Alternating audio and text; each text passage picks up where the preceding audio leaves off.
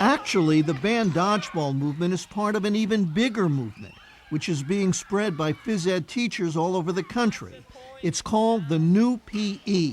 The idea is to get away from traditional competitive games and move more to what some are calling nurturing, pro-social behavior kind of activities. But the new PE is also about square dancing and balloon tossing, hoop jumping, and line dancing, activities that ensure there won't be any winners or losers, and most of all, that no one will feel bad about himself. When these people want to take competition out at all cost, they're basically cheating these kids.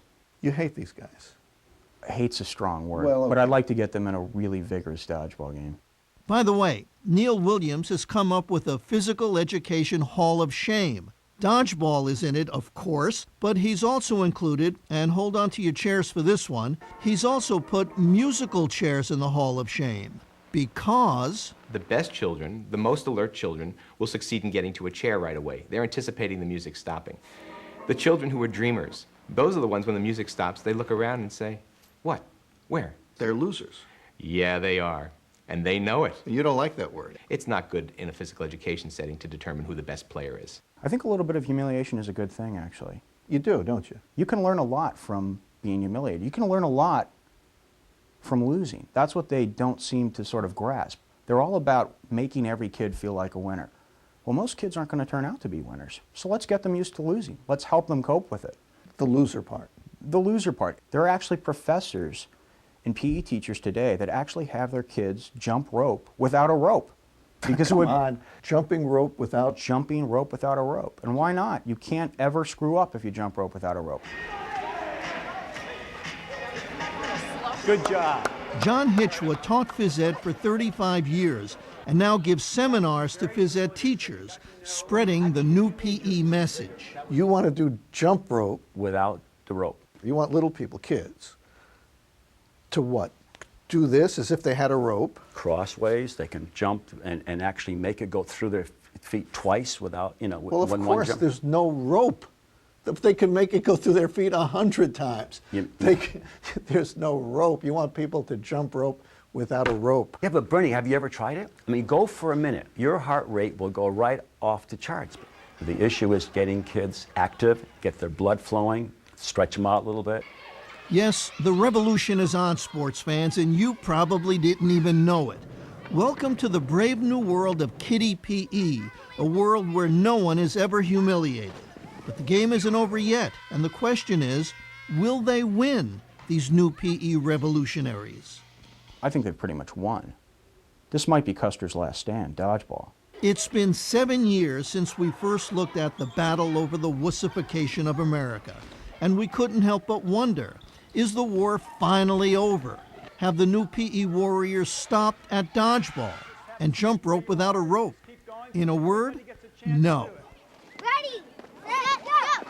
You remember Tag, You're It? Well, just like dodgeball, it's also been banned at some schools across the country for being too rough.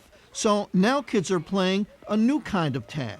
Let's just call it tag without the tag part. They don't tag the other person. That's correct. What do they do instead? You step on their shadow.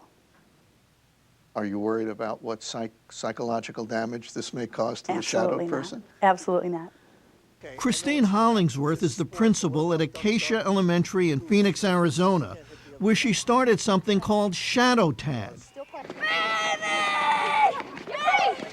There were just too many injuries, she says, with the old school version of the game. We're not talking about the emergency room or, you know, or brain Scrapes, surgery bumps, or anything. Bruises, scrapes. Scrapes, bumps, and bruises. That's almost a working definition of what it means to be a kid. Correct? But not here. Not here. We can do better.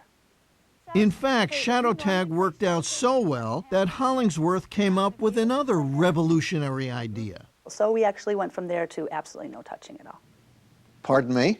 No touching. You don't mean no touching. What do you mean by We have a no touching rule at this school. patting the, you can pat your friend on the back? No. High five? No, I'm going to ask you a question. I mean, are you serious? I'm serious. The no touching policy is supposed to prevent accidents from ever happening. So Say hello to an even softer, gentler America. And while you're at it, say hello to the kids living in it.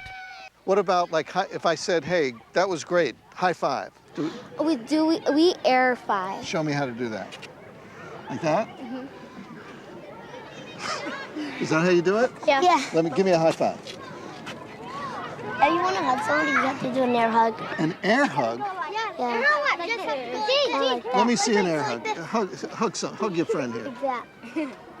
Right, so what do you guys think of the no touching policy? Good.